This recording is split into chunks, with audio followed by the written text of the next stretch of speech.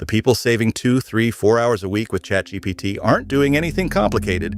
They just know what to use it for and how to ask. Most people try it once, get a vague answer back, and think, okay, that's not for me. That's not a ChatGPT problem. That's a how to use it problem. This video fixes that. By the end, you'll have 6 specific ways to plug ChatGPT into the work you're already doing. No tech background, no paid subscription to start. Let's go. Welcome to AI for Humans, where we take real AI tools, test them, and explain them in plain language. I'm not going to waste your time with theory today. This is a practical walkthrough. We're going to cover 6 specific ways you can use ChatGPT for the work you're doing right now. Writing emails, prepping for meetings, summarizing documents, coming up with ideas, doing research, and writing content. And I'll show you exactly how to ask for what you need so you actually get useful results. If you've never opened ChatGPT before, perfect. This is your starting point. If you've tried it and weren't impressed, this is why. Before anything else, how to get in. Go to chat.openai.com. Create a free account with your email. That takes about 90 seconds. You'll land on a page that looks like a messaging app. There's a text box at the bottom. You type something, it responds. That's the whole interface. Now, the one thing I want you to understand before we go further. ChatGPT is not a search engine. Do not use it like one. A search engine you feed a few keywords. ChatGPT you talk to, like a really capable colleague who happens to know about everything. The more context you give it, the better it performs. Short, vague inputs get short.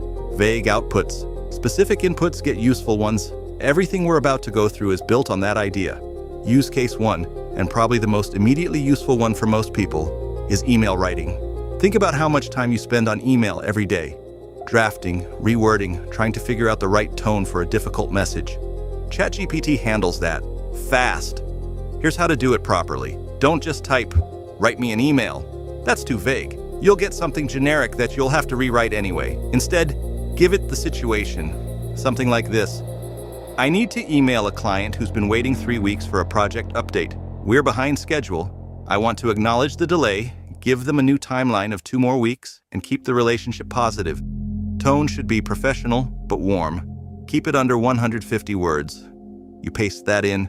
30 seconds later, you have a well-structured draft that covers all the right points. You read it, you tweak a line or 2, you send it. What used to take 20 minutes of staring at a blank screen takes about 3. And this is where most people mess up. They try it once, get a decent result, and then go straight back to writing emails from scratch the next day. The habit doesn't stick because they never made it the default. Make it the default. Open ChatGPT before you open a blank email. Every time. Following up with a lead who's gone quiet. Giving feedback to a team member. Saying no to a request without burning a relationship. Give it the context, tell it the tone you want, and let it draft. You edit. Done. Use case 2. Meeting prep. Most people walk into meetings underprepared, not because they don't care, because there's no time. You've got back-to-back calls and 0 runway to actually think. ChatGPT gives you that runway back. Here's what to do. Before any meeting, type something like this. I have a call in 20 minutes with a potential client who runs a small law firm. They're interested in improving how their team manages documents and communication. Give me 5 smart questions I should ask, 2 things I should be prepared to explain, and 1 potential concern they might raise. You'll get a structured briefing in under a minute. Questions that actually matter. Objections you might face. Points you should have ready. You go into that call prepared. And you look like you've done your homework. You can also use it after meetings. If you have any notes, even messy bullet points typed during the call, paste them in and say, turn these into a structured meeting summary with decisions made, action items, and open questions. Clean, organized summary. 2 minutes. Ready to share. Use case 3 is one of the most underrated things ChatGPT does, summarizing. You can paste text directly into the chat and ask ChatGPT to do something with it. Doesn't matter what it is, a contract, a research report, a long email thread, a competitor's website, a policy document, paste it in and say what you need. Summarize this in 5 bullet points. Pull out every deadline mentioned in this document. What are the risks in this contract I should flag before signing? Pull out anything in here that could cause a problem down the line. What is this person actually asking for? And what's the thing they haven't said directly? That last one is the one people don't expect. Paste in a tricky email from a client or stakeholder and ask ChatGPT what they're really saying. It will surface subtext you might have missed. A 40-page report that would take an hour to read? Key takeaways in 2 minutes? A contract full of legal language? Risks and obligations flagged before you even call your lawyer. That's not just saving time. That's changing the quality of your decisions.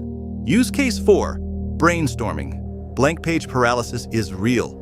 Whether you're trying to come up with a campaign idea, a pitch angle, a product name, a presentation structure, starting from nothing is painful. ChatGPT is an on-demand brainstorming partner, and unlike a real brainstorm, it doesn't need coffee and never judges the dumb ideas. Here's how to use it well. Be specific about your constraints. Instead of, give me some marketing ideas, try, I need 5 creative concepts for a social media campaign promoting a new productivity app. The target audience is busy professionals aged 30 to 45. Budget is small, no paid ads. The tone should be smart but approachable, not corporate. You'll get 5 distinct usable concepts, not 5 variations of the same idea. You can also use it as a thinking partner when you already have an idea. Describe what you're planning and say, what am I missing? What's the weakest part of this approach? What would someone who disagrees with this say? That kind of critical pushback, on demand, with no ego, is genuinely hard to replicate. You can test your thinking before you put it in front of anyone else. Use case 5, research. And I want to be direct about what ChatGPT is good at here, and what it isn't. ChatGPT is excellent for explaining things, giving you context, helping you understand a topic fast, and preparing you to do deeper research. It is not a source of verified facts or current news. So here's how to use it smartly. If you're going into a meeting with a company you don't know well, ask, explain what a SaaS company's typical sales cycle looks like and what their biggest operational challenges usually are. Now you can have an informed conversation. If you're preparing a presentation on a topic you're not expert in, ask, give me an overview of the key points I should cover if I'm presenting on supply chain resilience to a non-technical audience. If you're evaluating a new tool or idea, ask, what are the main arguments for and against using automation in a small customer service team? Use it to get smart, fast, then verify specifics with primary sources when it matters. That's the right relationship with it for research. Use case 6, content writing. If any part of your job involves writing content, LinkedIn posts, blog articles, newsletters, website copy, internal communications, this is going to change how long that takes. The key here, same as with email, is giving it enough to work with. Let's say you want to write a LinkedIn post about something that happened in your industry this week. Try, write a LinkedIn post from the perspective of a marketing consultant. The topic is that AI tools are now making it possible for solo operators to compete with larger agencies on content. Tone, thoughtful and grounded, not hype. Length, around 150 words. End with a question to drive comments. You'll get a draft that sounds like a person, not a press release. You tweak it to sound like you specifically, and you post. For longer content, a blog post, a newsletter, a presentation script, use it in stages. Start with, give me an outline for a 600-word blog post on this topic. Approve the structure. Then, write section 2 of this outline. Work through it in sections. That gives you much more control over the final output. Content that used to take a morning now takes about 20 minutes. Not because the AI is writing it for you, but because you're editing instead of starting from zero. Before I wrap up, I want to give you the single most useful thing I can tell you about ChatGPT. There's a reason some people get amazing results and others don't. It comes down to how they ask. The formula is simple. Every prompt should tell ChatGPT 3 things: who you are, what you need, and how you want it. Who you are, give it your role or context.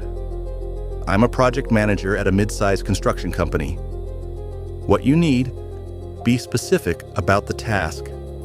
I need to write a status update for a project that's 2 weeks behind schedule. How you want it, give it format and tone. Keep it under 200 words, factual, and end with a clear next step. 3 pieces of information. That's the whole formula. And one more thing. If the first response isn't quite right, don't start over.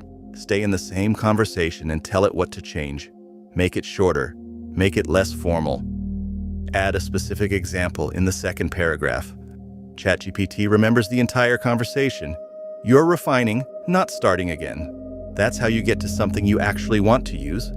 That's 6 real ways to use ChatGPT at work, starting today. Email writing, meeting prep, summarizing documents, brainstorming, research, content writing. Pick one, just one. Open ChatGPT right now and try it on something you were already going to do this week. That's how this becomes a habit instead of something you keep meaning to try. If you want to actually start using AI at work instead of just hearing about it, subscribe. 3 videos a week, real tools, tested, explained in plain language. See you in the next one.